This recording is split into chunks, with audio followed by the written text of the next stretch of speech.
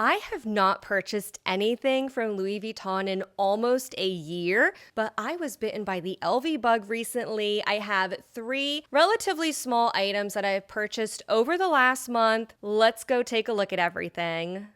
Here's item number 1, and I purchased this almost a month ago. This was quite an ordeal trying to get this little bag. If you follow my channel, you know what's in here. I published a video 2 weeks ago talking about my horrible experience trying to buy this item, and you guys hated that video. I got so many negative comments responding to that video, so I will respond to all the negative criticisms in a minute, but let me quickly show you this item. I showed it briefly in my video 2 weeks ago, but it wasn't really an unboxing video, so let's take a look at what I got. This is the Speedy Truce. This was released in blue denim as well as pink denim in the women's denim collection that was launched on March 20th. Of course, I have the blue denim version, and this was a made in France piece. Inside the pochette is a key ring that's attached inside the bag. This is just the standard key ring that Louis Vuitton uses on their key pouches, and there's a denim lining inside as well. So pretty straightforward. This is a vintage design that Louis Vuitton has not produced for quite a few years. I don't know exactly when the last Speedy Truce was released. I almost bought a pre-loved one a year and a half ago. A reseller that I follow was selling one for $880 US. It was in pre-loved but like new condition. These are very collectible because they are somewhat rare and they are difficult to find in excellent condition. Ultimately, I passed on that one because I couldn't swallow paying $880 for a small denim pochette. So of course, when this one was released this year for $795, which is exorbitantly overpriced, I somehow thought this was a fantastic deal. So of course, I bought one. No regrets. I do use pochettes a lot. I use the mini pochette accessoire and the key pouch small in my bags all the time. I usually switch between those two. Now I have a third one to cycle through.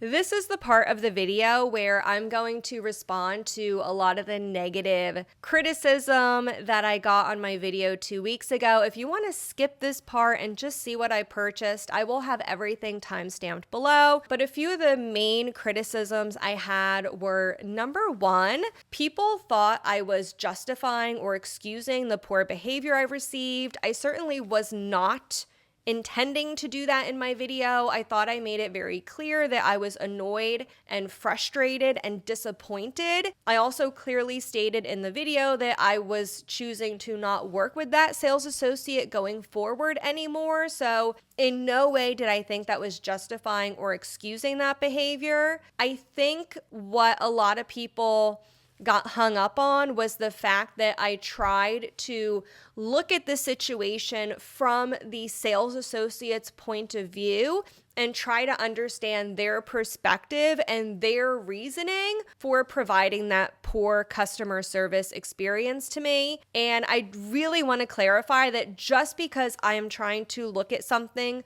from someone else's point of view doesn't mean I'm excusing or justifying that behavior. I'm merely trying to understand their thinking process. The second thing that I was heavily criticized on was towards the end of my video where I gave 3 rules of luxury shopping in 2026. So many people commented that I was completely backwards. The customer shouldn't be changing anything. Basically, the customer can do whatever they want and the salesperson is there to help the customer. I'm not worrying so much about trying to change what the sales associate will do because I can't control other people's behavior. But what I do have 100% control over is my behavior and the way I approach a situation. And not just with luxury shopping, but with anything in life. your attitude and the way you approach a situation can change the outcome of that situation dramatically. A lot of my rules I thought were pretty simple. Things like don't be a time waster. I was specifically referring to shopping by appointment, not walking into a store and browsing. But if you're going to specifically work with a sales associate, you want to have an appointment, like you really do kind of have to make it worth their while. Otherwise, there's no point in having a sales associate. You can just walk into a store, get whatever you want, or shop online. You don't have to shop by appointment. So I do think maybe that could have been clearer stated in my video. I was specifically referring to shopping by appointment, not just walking into a store to browse. So anyway, hopefully that clears things up. I do appreciate everyone watching the video, and it certainly did spark a lot of really intense reactions and some good conversation. So anyway, just wanted to address some of the critiques I got on that video. Let's move on now to the next unboxing.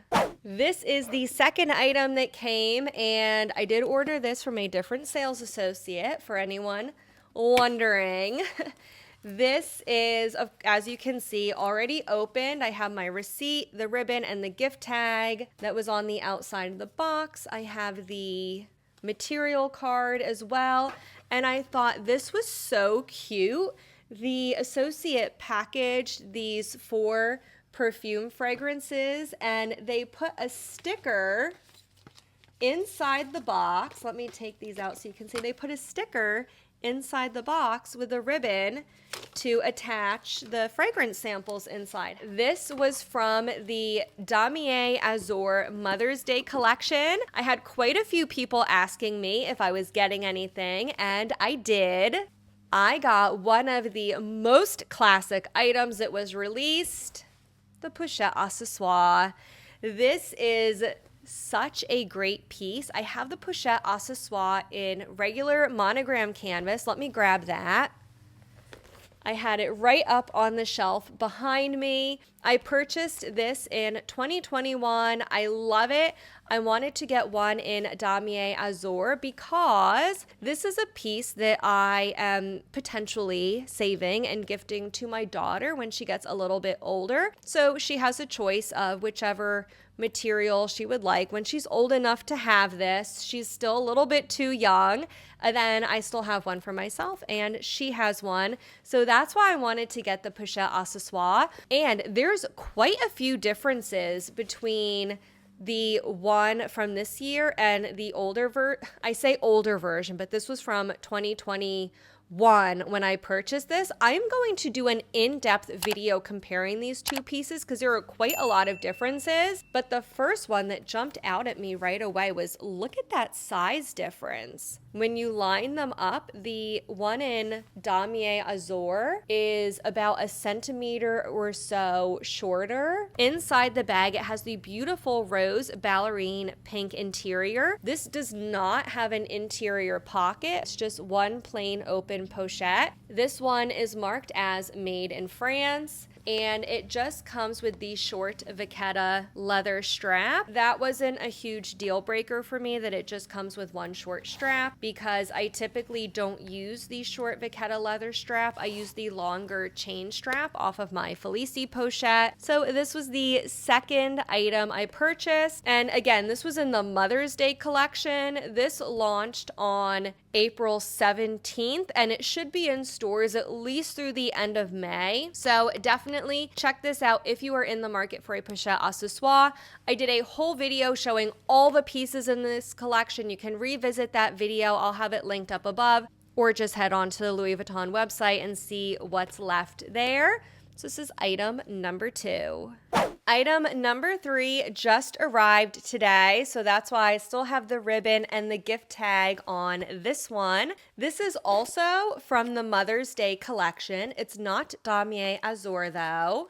This capsule, this part of the Mother's Day collection, was also supposed to launch on April 17th, but for whatever reason, at least in the United States, the release was delayed until April 24th. So this just came out last week, and it was just sent to my house. It's a wallet, and it is none other than the Lisa wallet in hazelnut.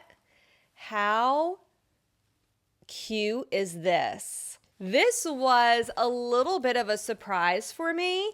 I actually initially ordered this in lavender, but I received a lot of feedback from people who saw the collection before I did that the lavender was much lighter in person than the stock photos. Before the order shipped out, I canceled it and I switched it for the one in hazelnut. I love this. It has the beautiful hazelnut color on the outside, and it has this really, really fun charm on the zipper pull. I also really liked that the interior print on this wallet has more contrast than the print on the interior of the lavender version. So ultimately, I'm really happy that I decided to switch and get the one in hazelnut instead. I brought out a couple other bags to do a little color comparison. Here you can see hazelnut compared with Arizona. This is another classic Louis Vuitton neutral. It's also much lighter compared to cognac. This is my carry-all PM in cognac. The third comparison here is with Hermes Gold, and I decided to throw this one in just because Hermes Gold is such an iconic color. And of course, you can see how much lighter hazelnut is in comparison. I'm really happy to have this little wallet, and of course, I did purchase it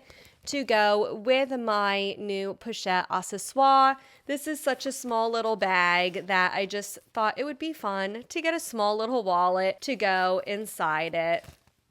So these are the 3 new items that I just purchased from the Women's Denim and Mother's Day collection. To anyone watching who is a mom, happy early Mother's Day. I hope you have a wonderful time celebrating. As always, I'll leave another video up here for you to watch next, and I'll see you in the next one.